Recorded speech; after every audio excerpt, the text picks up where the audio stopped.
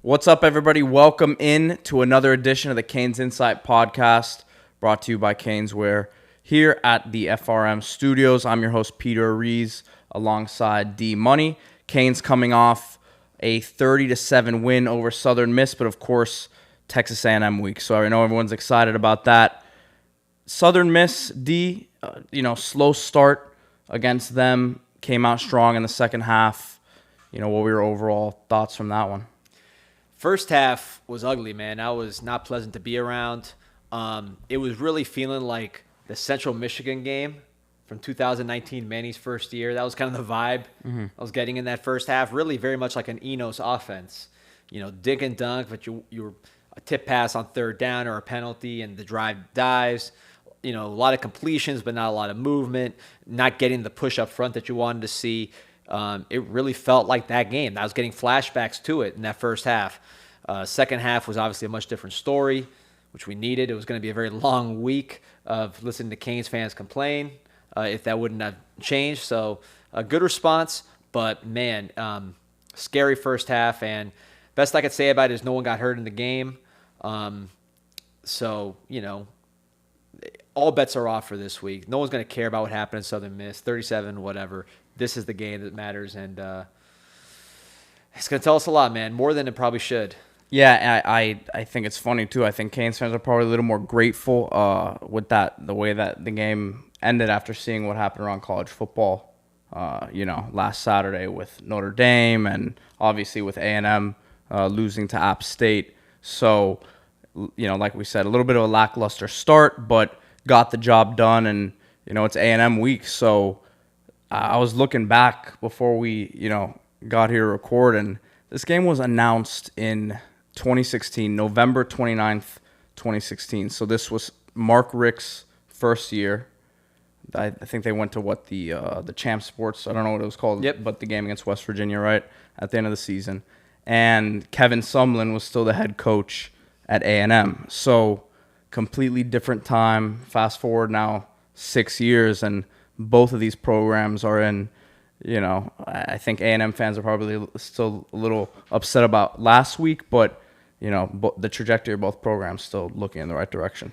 Financially, for sure, and you would think that the success would follow, but hasn't happened yet for Texas A&M. It's not an automatic to happen for Miami. They got to win games like this one. So this is huge. I mean, I hate to say must win, but with Florida beating Utah, with Florida State beating LSU, with what happened to Texas A&M last week, with just the general distrust of Canes fans of these road games, I think it's as close to a must-win as you could have this early in the season for an out-of-conference game. I really do.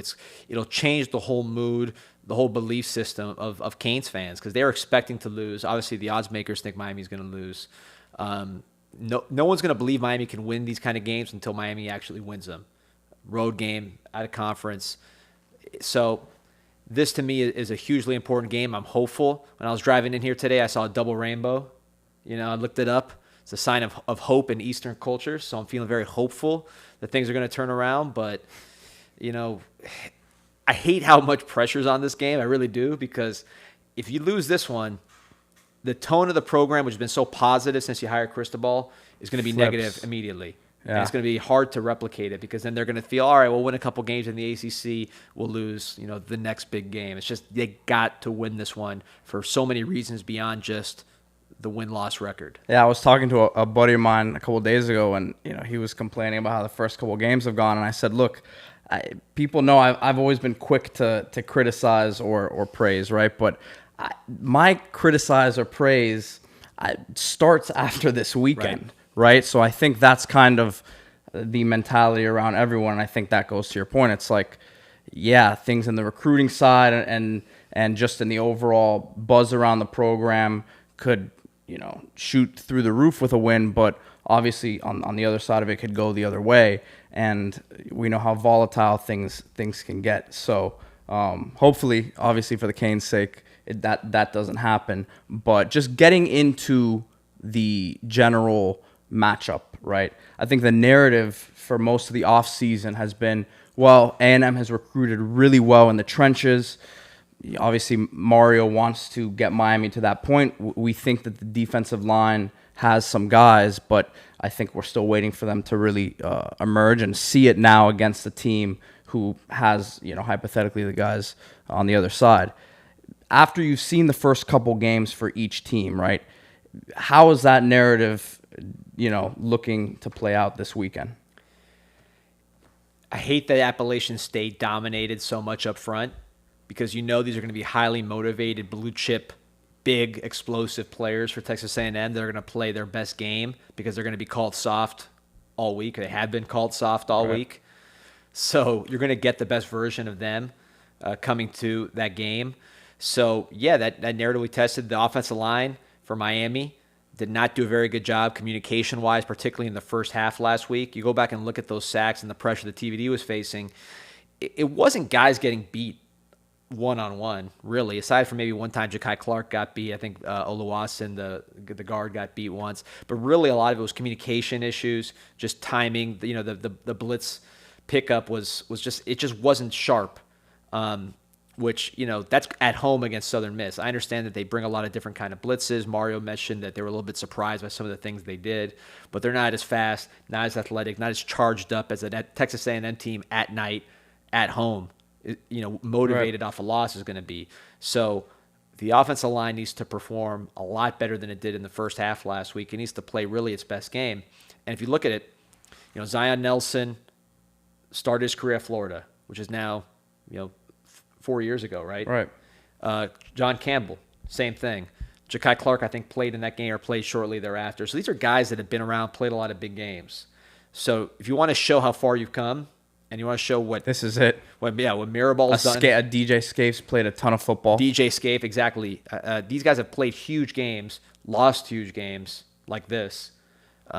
If they're going to perform on the highest level, this is the time, and this is the game. You flip to the other side of the ball for Miami. The defensive line is a group that we talked about a ton right before the season. They've shown flashes. I think last game you see Leonard Taylor have a couple back-to-back plays. Lichtenstein gets a sack. But I don't, Jackson has some good plays in the run game, right? But I don't know if there's been that and no, Mesidor didn't play last week, right? We expect him to be a big part of what happens moving forward. But I don't know if there's been that consistency, from the pass rush, spot, right? So do you think some of that is just they haven't, really gotten too aggressive with the blitz schemes, or is this just, they're having some trouble beating the guy off the ball? Some of it is what the other side is doing, knowing that they're going to get a rush, and these are teams without offensive guys, line, SEC so to speak, quality right. offensive lines, right?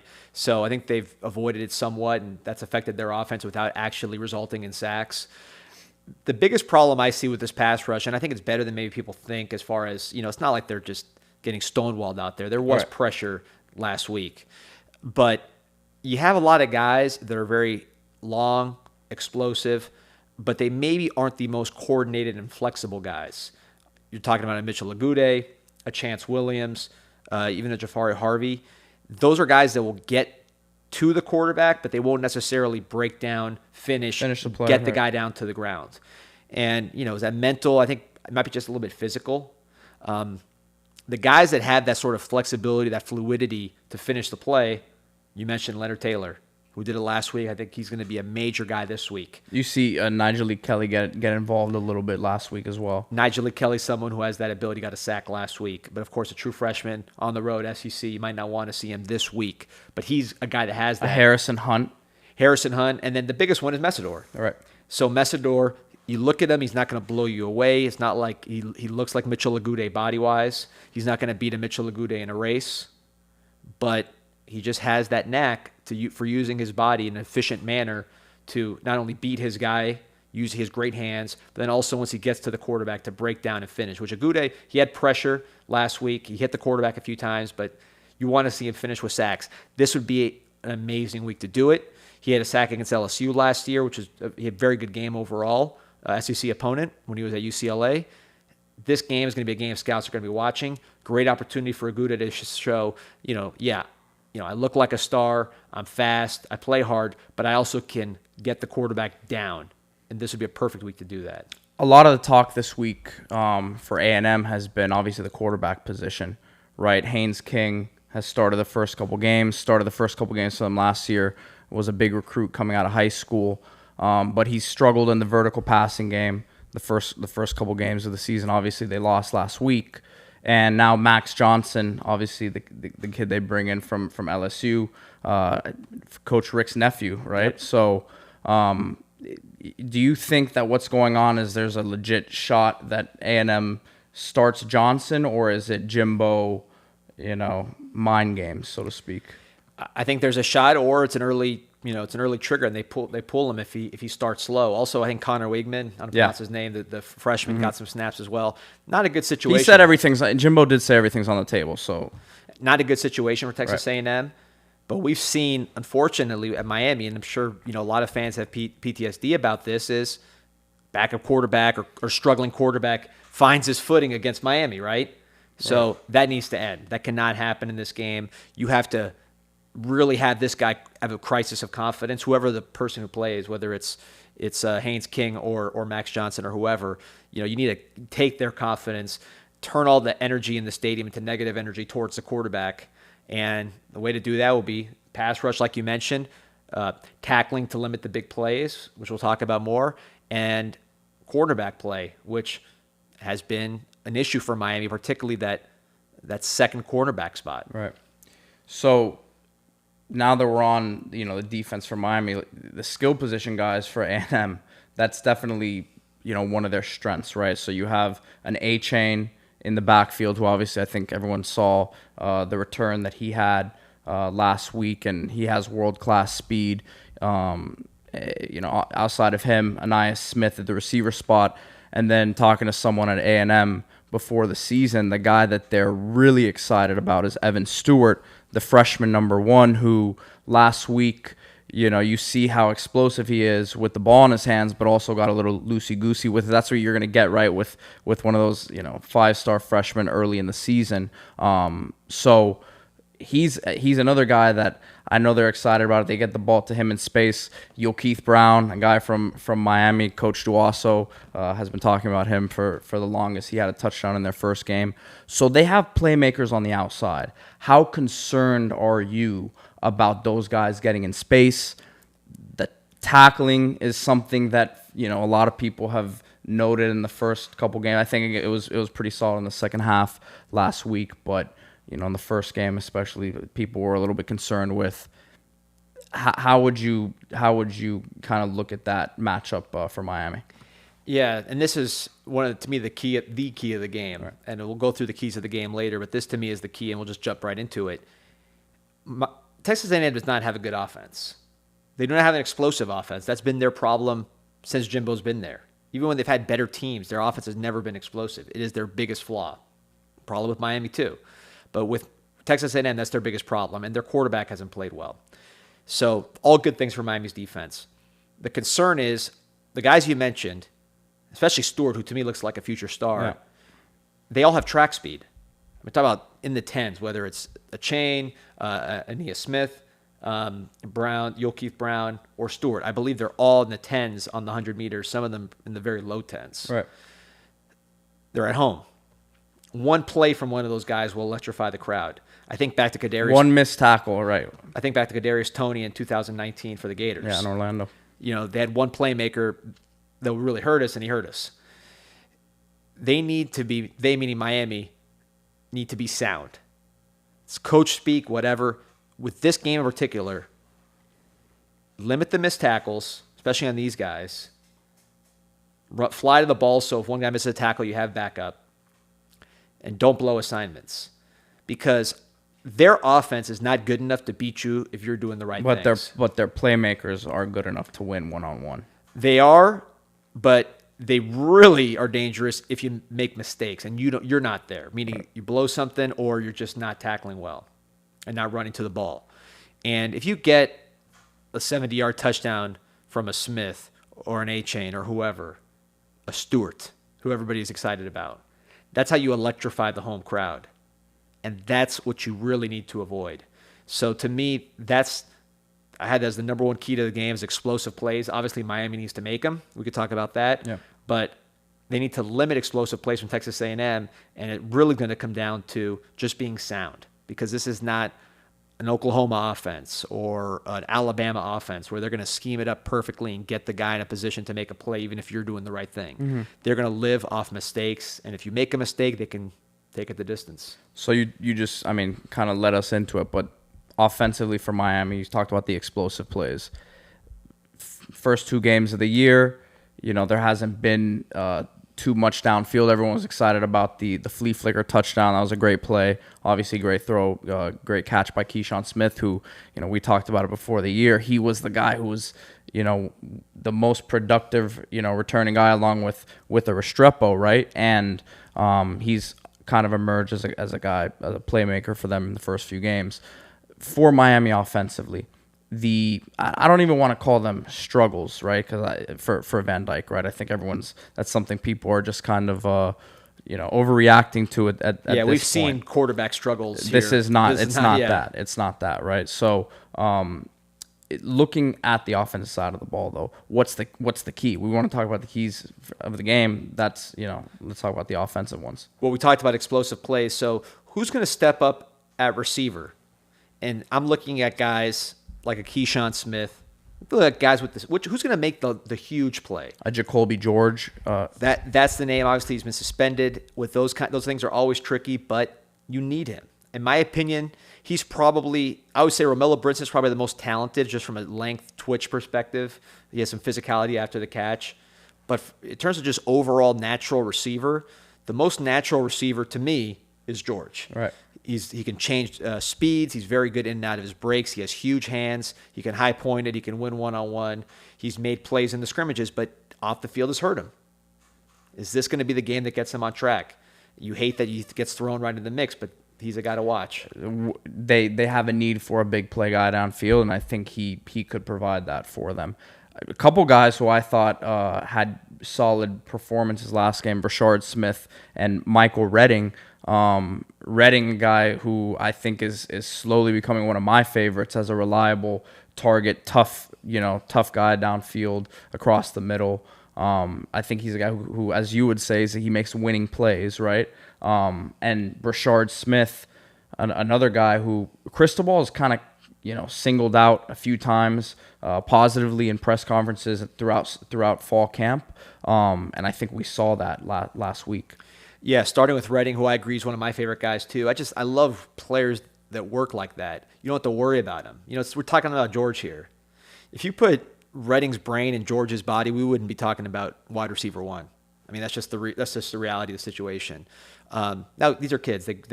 They develop at different stages. They mature at different stages. So I'm not trying to write anybody off. But Redding is an example of somebody who works. He was famous at IMG. His coach said, "I've never had a guy that worked like this." He was playing special teams there, and he's carried that over. He's not high football IQ, from what I've heard. Does everything. You look at him. I mean, everybody comments on his running style. Kind of runs like Forrest Gump. Kind of just a very unusual running style. But he is fast. He's big, and he's explosive. He jumped 40 inches in high school. So one thing he did in high school a lot is, especially when in the camp settings, he was pretty good at contested catches where he'd make these like spectacular circus catches. And he's not like a basketball player that goes up and high points it. Right. It's kind of weird how he moves. He just has weird movement, but he would come down with it against good defensive backs. So he's someone that you might see in a one-on-one situation, and you hope that he can make that play. Brachard Smith, another one you mentioned, great game last week. I think he's an ascending kind of guy. And knowing Gaddis, he has something for Brachard Smith. At least, you know, you saw last year, this was Lashley, but the play, again, the wheel route against Virginia Tech. Right. Gaddis has something for Brachard Smith. I can promise you that.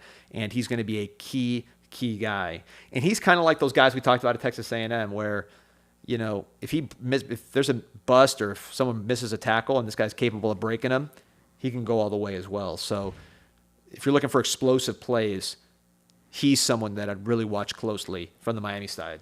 At the running back spot, Parrish with another 100-yard game. I think we're going to see a good amount of those this year from him. And obviously Thad Franklin continues to get carries, and we expect to see a ton of him this weekend as well. But a Jalen Knighton, I would expect him to kind of come into the forefront a little bit more into the game plan this week. Absolutely. And with Parrish and Franklin, in my opinion, those are the two best pure running backs on the roster as far as just being actual running backs, vision, balance, footwork, positive yardage every time. They're, to me, the most natural backs. But you're lacking an explosive element. I'll tell you right now, from an NFL perspective, right, Knighton is probably the guy who's the best offensive weapon on the team right now. And from our perspective, I mean, look at the last year. He was our best offensive weapon. I'm just saying. I mean more from the buzz you hear. Right, and look, he's the best offensive skill player on this team, probably. Right. So, but what I mean is those two are the most natural backs. But their biggest weakness is they'll get you those 5 to 15-yard gains. They're not going to get you the 50-yard touchdown. It's not part of their game. They don't have that speed. Chaney and Citizen, who, Chaney I don't think is as natural as the other two. Citizen we didn't know because he was a freshman. But those guys are explosive. They have documented athleticism and speed that you don't have with Parrish and Franklin. They're out of the picture, obviously, due to injury. So where are you going to get that explosiveness in the running game when you need explosive plays? And I think you alluded to it, which is Jalen Knighton, and maybe not necessarily running the ball, but like he did against FSU, North Carolina, Louisville, in the passing game, you want to see him get opportunities. And I'm sure Gaddis had, just saying with Brachard Smith, he's been thinking all offseason, how am I going to use this guy? How am I going to use a Knighton? He likes guys like that. He used guys like that at Michigan quite a bit to generate explosive plays, even without the great outside receivers. Gaddis led, people don't realize this, because they hear Michigan, they say, all right, ground and pound offense. Now we got a ground and pound offense. Michigan led the nation in 50-plus yard plays last year. That's one of the reasons why Gaddis won the offensive assistant or the assistant coach of the year award. So is he going to manufacture those big 50-plus yard plays with a guy like Knighton or Brachard Smith? Because they're two of the guys that can do it. Last thing here before we get into questions to finish up. The offensive line, that's obviously going to be a huge part of this game for Miami. You see a Zion Nelson last week. You see a John Campbell play some left tackle. I'm not going to ask you what you think the layout of the the lineup's going to be, but how many guys do you see playing this weekend on the line? Six for sure. I think you'll definitely see Inez Cooper. Just like you saw that big guy with the 37 jersey. I think you'll see him. Yeah, you mentioned him. We talked about him. I think on the first podcast we mentioned him. He's been doing it in camp since the beginning, and he's doing the right things off the field as well. So you'll see him. You could see 7 guys potentially. How it's structured, you never know. There's different formulations. Sometimes you see how it's going. One lineup I liked was when you had Zion at right tackle, Campbell at left, Delone Scaife at right guard. Because that way, with Campbell, he's played well at left tackle. You don't want to necessarily use him in other spots because he's not as, I don't want to say as smart because I don't know a smart, but he's not as experienced as a Scaife or a the coaches. We mentioned in the preseason podcast, I think, that they were really excited about his progress, coming into this camp. Right. So you don't want to take his progress and then move him somewhere else. Again, it's not necessarily, it's about experience. You're trying to get the best lineup out there too, right? It's not saying he's the best. Jalen Rivers might be the best left tackle for Miami, but if that's, if that's not going to be the best, lineup combination, I think that's where they're still trying to, find the pieces of the puzzle. Right. And to me, the guys that I move are the trustworthy guys, the guys that have played the most, which would be Scaife, which would be Nelson. So to me, and again, this is not based on any information, but the lineup I would go with is Campbell left, Rivers left guard, Ja'Kai Clark center, right guard Scaife, right tackle Nelson. You have new positions for Scaife, although he played it last year. A totally new position for Zion. I don't think he's ever played right tackle in Miami, but those are veteran guys. You trust them to make it happen, and then the left side and the center is the same. So that would be to me the best 5, and then you use Inez Cooper as a tight end when necessary. So I'm not saying that's what's going to happen. That is what I would do if I were Coach Mirabal. All right, when we come back, we will wrap it up with our question segment. The more things change, the more things stay the same. Caneswear is still the number one spot for all your Canes needs, your South Florida sports teams needs. They got it all. They got the new Miami Knights jerseys coming in, all kinds of new gear coming in, the new Adidas Ultra Boost. Everything you need to get ready for this season. You know, you've been working hard. Christmas is still a long way away. You got some money saved up. Blow it now. Buy some stuff. Get ready for the season. Look right. Everybody else is investing. Invest in yourself. Invest in your wardrobe. Look, no more of these old, ugly shirts from the 2014, 2016 when we lost a lot. New era, new gear, same old Caneswear, the best in the business for South Florida sports. Welcome back into the show, D. Let's get right into the questions submitted from the fans. As always, you can send these in on social media, on Twitter. Working on getting the Instagram back and running soon, so you guys can get us there soon. Obviously on YouTube and on CanesInSight. I know you send out the link every week. So let's start with this. And like and subscribe, by the way. I got to start saying that. Yeah, he's been on me to say that. I haven't fully converted. Don't forget to like and subscribe for enjoying the podcast. Helps us out. So question number 1 here from Hurricane Ace 07. Most important position / player on the defense and offense heading into the A&M game? Offense, obviously going to be TVD. He's the most important player pretty much every time he steps on the field, but a game like this on the road where he is our best player by far and our biggest advantage in the game when you compare position to position. So, you don't need me to tell you that he's the most important player. On defense, I would say it is whoever our second corner is. That was a huge position for us in the Southern Miss game in a negative fashion.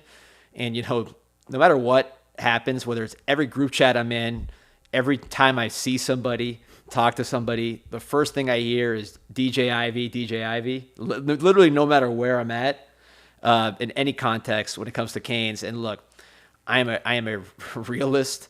I see the same games. I go to sleep at night scared about that second cornerback position after seeing how they were victimized in the last game. DJ Ivy was targeted. Daryl Porter came in and got mossed. And listen, we did say last week that Brown Lee was a guy for Southern Miss. You were all over it. But whoever was at that second corner spot was the one picked on, no matter who was there. It was Ivy, then Porter got mossed, and Malik Curtis got burned for the touchdown. So that's a position that scares me, and obviously Ivy has not translated, again, the practice performance yet. But, hearing it so much, it gets me frustrated because it's like people are like, are you biased towards DJ Ivy? And the truth is, yes, I am very much biased towards DJ Ivy. I am biased towards somebody who overcame a very difficult situation to be a almost 4.0 student in high school, who goes to Miami. He's played 40-something games for the Canes and did not transfer even though the opportunity to. Who's never popped off on social media despite everything. Been a model guy off the field, just did a back to school, giveaway for kids in Florida City. This guy has people telling him to kill himself on social media, and do you see him making cryptic, stupid posts at everybody? He's just doing what he's doing. So yes, I am biased towards him. I am realistic at what the position is, and that is our weakness, and that's where they're going to be targeting on Saturday. But I am biased towards him, and I hope that the tackling that we saw in the second half to start the game is what we see against Texas A&M.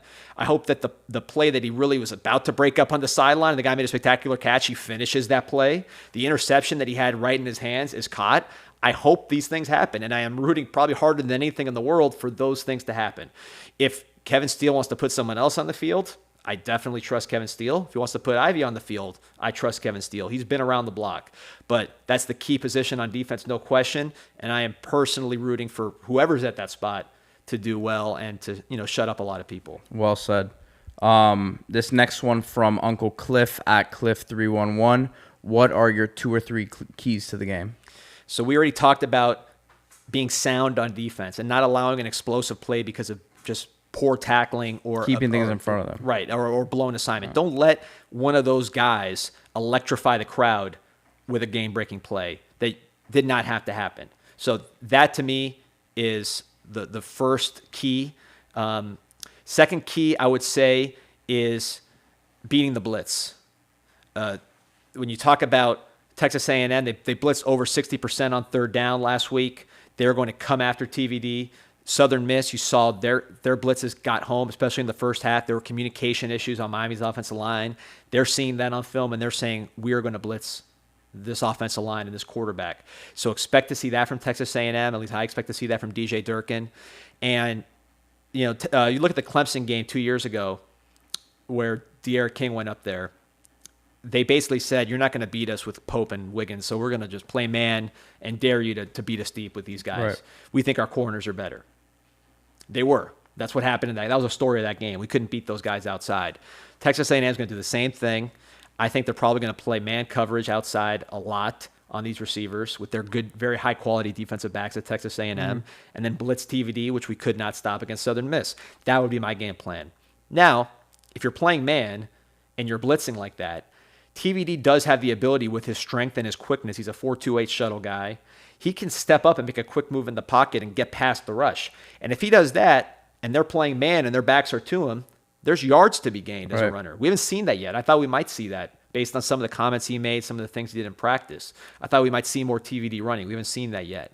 But if Texas A&M plays that way and he gets those opportunities, that's another way he can hurt the blitz. But obviously it's going to have to be with his mind, with his arm, with great communication up front, and then wide receivers making plays when they have the opportunity. The third key, I would say, to the Texas A&M game is a fast start, because the energy in this stadium is going to be very interesting.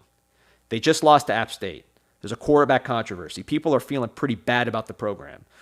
I have been in those stadiums as of Things could turn quick. That home field advantage. I've been in those stadiums. I've been part of it. Yeah, exactly. That home field advantage turns negative very fast when the energy is bad. Right.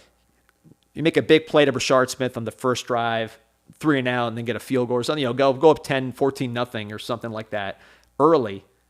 It's going to get a lot. There's going to be a lot of chatter. There's going to be a lot of negative energy towards the quarterback, towards Jimbo, towards the offense. We want that. Things will get tight. Right. So the start now. The flip side is, again, you miss a tackle on A-Chain, he goes 80 yards, place is going insane. Or, your second cornerback gets beat by Evan Stewart and he's dancing. Now, quarterback flips. Right. So the start in this game it's always big on the road, but to me, the start in this game is absolutely essential. Last one here for you from Indy Art House. Was the philosophy behind the Gaddis hire a mismatch with given the skill talent in South Florida and the state of modern college football? I think they just wanted to get a rising guy. That's really what I think was about. The guy who's the hottest name in the industry, just won the Broyles Award, and they wanted to make it fit. Now, we talk about wide receiver talent. Wide receiver is the weakest position on the offense right now.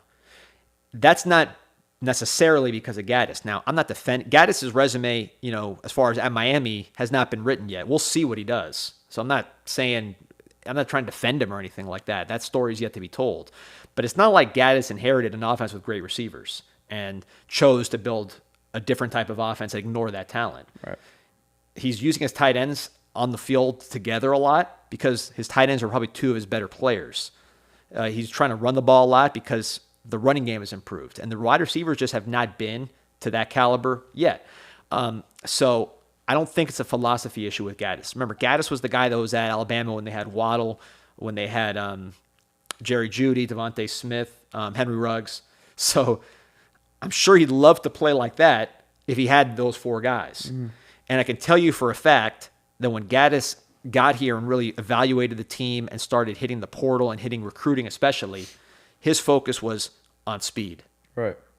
The Robbie Washingtons, the Nathaniel Josephs, those are his guys. That's what he wants on this team. That's what he thinks this team could use in recruiting, particularly. So I don't think Gaddis wants to build a plodding offense. He led the nation in 50-plus yard plays last year. He wants that, but the receiving talent on this Miami team is not Reggie Wayne and Santana Moss. That's just the reality. And hopefully that changes, and hopefully Gaddis, which he's getting paid a lot of money, brings out the best in what the talent he does have, which is he has some talented, physically good dudes that he needs to extract more from with the quarterback he has. So I don't think it's a philosophical thing. It's a matter of Gaddis doing what he can with the talent he has. All right, what do you got for me? All right, I got a question from Skyman, one of our best and longest tenured posters. He wants to know, is this a prove it, no excuses type game for TVD? He gets a lot of love and mulligans from last year being young, but being a projected NFL talent, should we have expectations for TVD on the road? So from an NFL perspective, I'll answer this question from the NFL perspective because obviously you see these mock drafts and, he's getting this first round buzz, right? This is not a make it or break it game. If he goes out there and throws for 400 yards and 5 touchdowns, he's not cementing himself as a top 10 pick in the draft. On the flip side, if he goes out there and doesn't have the best game, it also is not going to drop him out of the equation, right? First of all, it's a weak, quarterback year, as I think we're already seeing through the first couple weeks of the season. But the scouts are going to take everything into perspective in terms of what he has around him, right? So, yes, does this game get weighted a little bit more? So, in that sense, is it I forget what the terminology he used in the question was. I don't think it was make it or break it, but is it kind of elevated in their eyes? Yes, there's more of a microscope on it, right? Because it's a road game.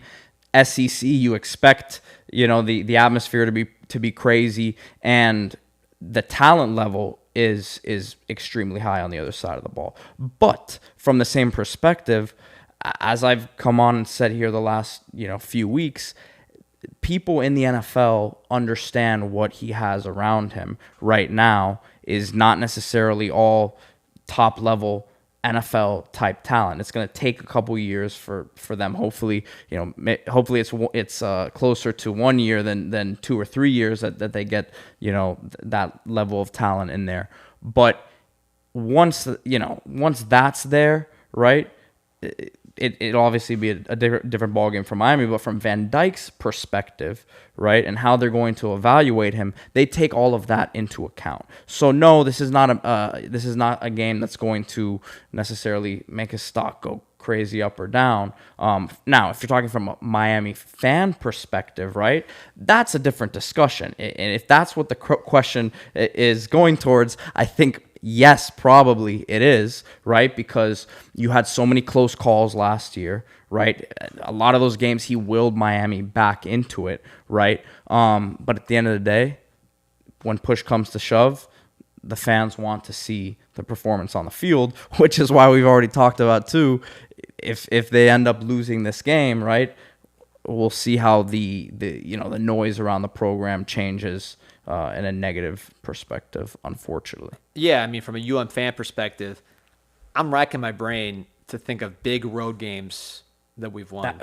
I've been trying to think about it. I would say you have to go all the way back to 2009 when Ja'Cory Harris, Florida State, which was that supercharged the program temporarily. People were super excited after that. I remember I was. The goal line stand at the end of the game. Yeah, I was at that game. The Blueprint 3 had just come out. I remember listening to that all the way up and down. That was a great time. And it felt like we were going somewhere. Right. Nationally. Didn't happen, but the energy was totally different. 13 years. Before that, you got to go to the Marcus Vick game in 2005 in Virginia Tech. And then before that, it's probably the Sean Taylor game with Brock Berlin in FSU, the Rain. So, I mean, there have not been very many. Few and far between. That's crazy. I mean, I'm missing something in the comments. Someone will say it, but I don't think so. So, I mean, we're talking about games that really could be program trajectory. Yeah, change. they feel different. Games that felt different. I can tell you how I felt after that FSU game, both those FSU games, and after the Virginia Tech game, you felt like, all right, it's happening. Maybe the FSU game that they broke the streak, but I mean that was right. Yeah, FSU. Those games still are. I mean that was because of the ending was good, right. But I mean it's not like that was a powerhouse team that you beat. Definitely. No one was surprised by that. I think we might have been favored. I think that's a good word. No one was surprised. Right. People will be surprised if we win this game. Certainly, Canes fans will be. I think just because so many years getting beaten down, and obviously we're underdogs. So. I think for TVD to really cement himself with Miami fans, winning a game like this and really responding to, I don't want to say adversity because that was not the worst game I've seen against Southern Miss, although being there in person, he missed a ton of reads. His ball placement was poor. He had Restrepo open. Would have been a huge gainer if he would have had proper placement, but he ended up bringing him to the ground. Wobbly balls, just really wasn't playing that well. The stat sheet was good. But anyways, there was adversity there. People were kind of saying, all right, what can he do? Last time he had some adversity was that North Carolina State game. Came back and had the game of his life, really put himself on the map. If he comes and plays at that level this week, he'll put himself in a whole different category nationally and with Canes fans. So could not be a bigger game from a Canes fans perspective for TVD, even though from an NFL perspective, I understand it's different. I'm excited, man. I think he's got it. I think he's got it mentally. I think he's got the the demeanor. We've talked about it time and time with him. It's sometimes can be viewed as a little, robotic, but I mean, that's what you need in these games, and that's what the league wants, and that's I think what you always kind of go back to at the quarterback position. So it's I believe one of his greatest, skill sets, and hopefully it's on display this weekend. So 9:00 start. That's a little late. I don't know. I'm gonna have to take a nap during the day, but yeah, let's see what happens, Canes fans. I know we're excited about it, and we'll catch you next week to recap it. And if you see me on Texas A&M, College Station, you'll be out there. I'll be wearing the CanesInSight shirt. Say hello. We got to get some updated merch, I think. Yeah, any ideas, put it in the comments. We'll make it happen. We'll do something. But yeah, absolutely. But it's man, we've been waiting a long time for this. We say 2016 when it got booked, right? 2016 November. I think the date I saw was November 29th, 2016. So, Canes fans were excited about Richt, right? Who would have thought we'd be here 6 years later, right? So let's see what happens. Yes, sir. Go Canes.